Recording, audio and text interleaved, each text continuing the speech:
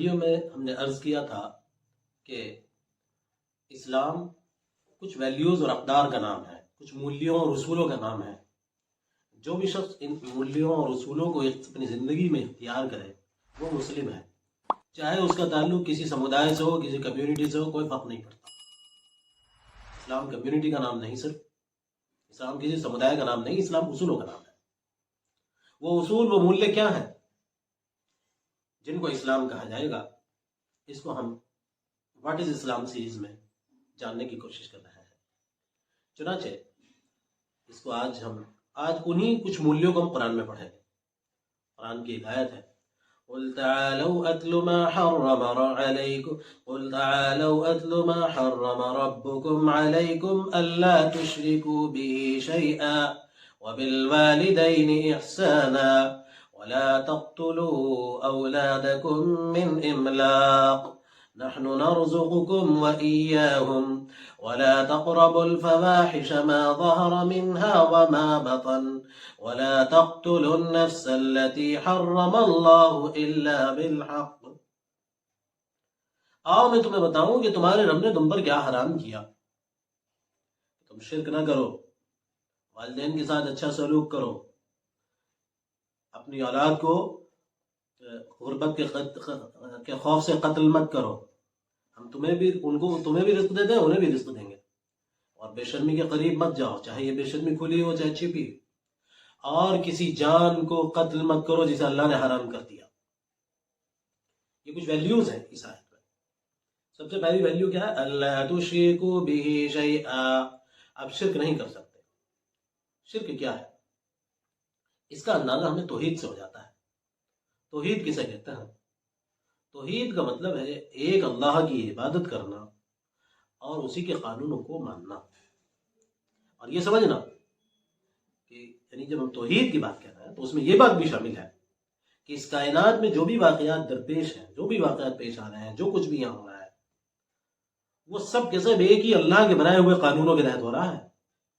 اس پوری کائنات میں اللہ کے علاوہ کوئی نہیں ہے جس کے قانون چلتے ہو۔ پوری یونیورس میں، پورے نیچرل فنامنا میں آپ دیکھ لیجیے، ایک ہی اللہ کے بنائے ہوئے قانون ہیں جو چلتے ہیں۔ اس بات کو تسلیم کرنا یہ توحید کا ایک حصہ ہے۔ ظاہر ہے شرک اس کا الٹا ہوگا۔ تو شرک کیا ہوا؟ اللہ کے علاوہ کسی اور کی پوجا کرنا، عبادت کرنا، اور اسی شرک کا ایک حصہ ہے یہ تسلیم کرنا کہ نیچر میں جو قانون ہے وہ خدا کے علاوہ کسی اور کے بھی بنائے ہوئے ہیں۔ خدا کے علاوہ کوئی اور خدا جیسی طاقت ہو جس کے قانون یہاں چلتے ہو، جس کا حکم نیچر میں چلتا ہو، جس کا حکم یونیورس میں چلتا ہو، جس کے تحت یہ سب، جس کی طاقت کے تحت یہ سب کچھ ہو رہا ہو، یہ تسلیم کرنا، یہ ماننا، یہ دماغ میں بٹھا لینا، اور پھر ان طاقتوں کی طرف دوڑنا، خدا کے علاوہ ان مفروضہ سپوزڈ طاقتوں کی طرف دوڑنا، یہ بھی شرک ہے۔ ظاہر ہے اسی کو اندھوشواس کہا جاتا ہے۔ اللہ تشرکوا بہ شیئا، اس کے ساتھ کسی چیز کو شریک مت کرو، یعنی اندھوشواس کا شکار مت ہو۔ اللہ نے قرآن کی اس آیت میں اندھوشواس کو حرام کر دیا ہے۔ یہ بات مانو کہ جو کچھ بھی ہوگا خدا کے بنائے ہوئے قانونوں کے تحت ہوگا۔ خدا کے بنائے ہوئے قانونوں کا ہی ایک حصہ لا آف نیچر ہے۔ لا آف نیچر کو تسلیم کر کے اپنی زندگی کو آگے بڑھانا یہ توحید کا ایک حصہ ہے، اور لا آف نیچر کے علاوہ اندھوشواسوں کی طرف دوڑنا یہ شرک کا ایک حصہ ہے۔ تو قرآن آپ سے جو چاہتا ہے وہ صرف دو چیزیں ہیں۔ ایک تو یہ ہے کہ آپ ایک اللہ کی عبادت کریں، اور ایک یہ ہے کہ آپ اللہ کی عبادت کرنے کے ساتھ ہی ساتھ یہ لا آف نیچر کو سمجھیں، انہیں ایکسپلور کریں، ان کے مطابق انسانیت کی خدمت کریں اور اپنی زندگی کو آگے بڑھائیں۔ سائنٹیفک انداز میں زندگی گزاریں، سائنٹیفک سوچ ہو آپ کی، سپرسٹیشس نہ ہو، توہم پرستی نہ ہو، اندھوشواس نہ ہو۔ یہ قرآن نے حرام کیا۔ تو سب سے پہلی چیز جو حرام کی گئی اندھوشواس، جس کو شرک کہا قرآن نے۔ دوسری چیز کیا کہا گئی؟ وَبِالْوَالِدَيْنِ إِحْسَانًا، والدین کے ساتھ تمہیں احسان کرنا ہے۔ احسان کسے کہتے ہیں؟ اس کا اندازہ ہمیں قرآن کی ایک دوسری آیت سے ہو جاتا ہے۔ قرآن کی سورہ قصص میں احسان کو فساد کے مقابلے میں لایا گیا ہے، یعنی احسان فساد کا الٹا ہے۔ قرآن کی آیت سے معلوم ہوتا ہے فساد کیا ہے؟ کسی چیز کا بیلنس بگڑ جانا، توازن بگڑ جانا، یہی فساد ہے۔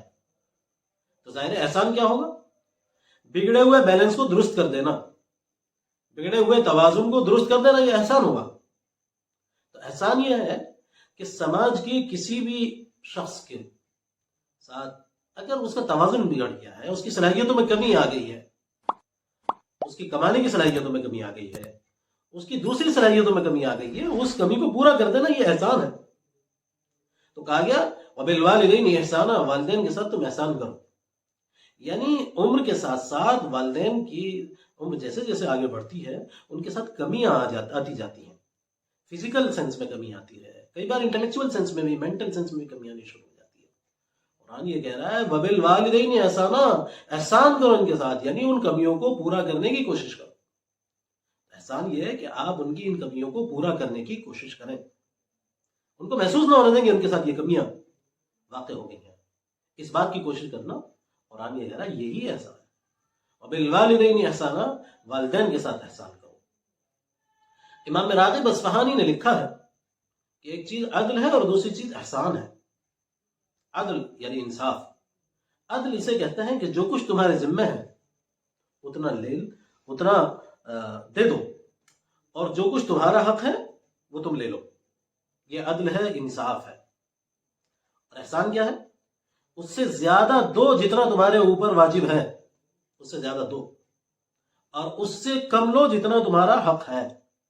یہ احسان ہے. اس کا مطلب یہ ہوا کہ احسان یہ صرف حق ادا کرنے کا نام نہیں ہے، والدین کے رائٹس ادا کریں. صرف یہی نہیں، قرآن نے یہ نہیں کہا کہ تم اپنے والدین کے رائٹس ادا کرو. اس سے آگے بڑھ کے قرآن کہتا ہے وبالوالدین احسانا، والدین کے ساتھ تمہیں احسان کرنا ہے.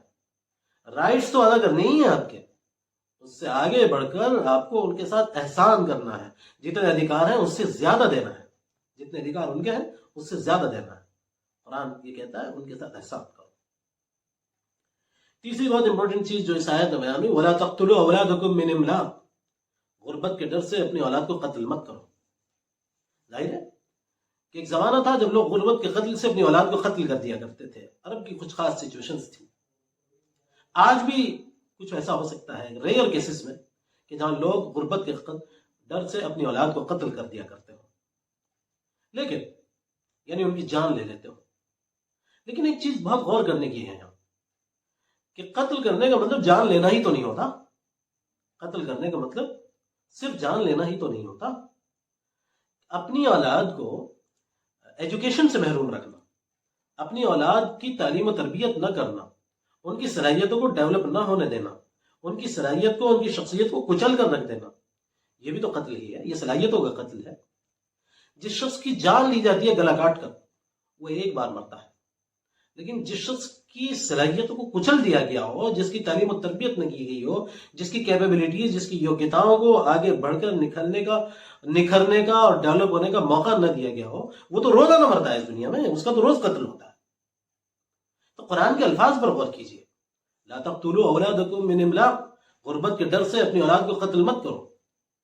ڈائریکٹ طور پر، اگرچہ اس کا مطلب جان لینا ہے ڈائریکٹ طور پر، مگر انڈائریکٹ سینس میں، توسیعی انداز میں، توسیعی مفہوم میں یہ بات بھی شامل ہے کہ تم اپنی اولاد کو ایسا نہ کرو کہ تعلیم و تربیت کر کے انہیں کسی قابل تعلیم و تربیت سے محروم کر کے انہیں ایسا بنا دو کہ وہ کسی قابل نہ رہے. ایسا مت کرو. ان کی تعلیم و تربیت بھی کرو. یہ بھی اولاد کی تعلیم و تربیت نہ کرنا، یہ ان کی صلاحیتوں کا قتل ہے، یہ ان کا علمی قتل ہے، اکیڈمک مرڈر ہے ان کا. ایسا مت کرو. قرآن کہہ رہا ہے ان کی تعلیم و تربیت، ایسا ان کی قتل مت کرو. اگلی بات کہی گئی یہاں وَلَا تَقْرَبُوا الْفَوَاحِشَ، اور ہاں کیا لفظ استعمال کیا قرآن نے، نَحْنُ نَرْزُقُكُمْ، ہم تمہیں بھی رزق دیتے ہیں، وَإِيَّاهُمْ، اور انہیں بھی دیتے ہیں. غربت کے ڈر سے کوئی ایسی پالیسی مت اپنانا جس سے دوسروں کے رائٹس متاثر ہو، یہ آپ کو حق نہیں ہے. اور آگے کہا وَلَا تَقْرَبُوا الْفَوَاحِشَ، بے شرمی نہیں کرنا ہے. مَا ظَهَرَ مِنْهَا وَمَا بَطَنَ، پبلک میں ہو یا پرائیویٹ میں. پبلک بے شرمی، پرائیویٹ بے شرمی سب حرام کیا قرآن نے. یعنی قرآن کے مطابق اگر آپ کمرے میں اکیلے ہیں اور آپ کے پاس موبائل کے علاوہ کچھ بھی نہیں ہے، تب بھی آپ بے شرمی نہیں کر سکتے.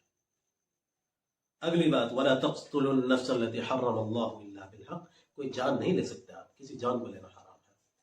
یہ تھی قرآن کی کچھ بنیادی ویلیوز جن پر آج ہم نے ڈسکشن کیا. اگلی ویڈیوز میں اسلام کیا ہے اس کو ہم قرآن کی ویلیوز سے جاننے کی کوشش کرتے رہیں گے. جزاک اللہ.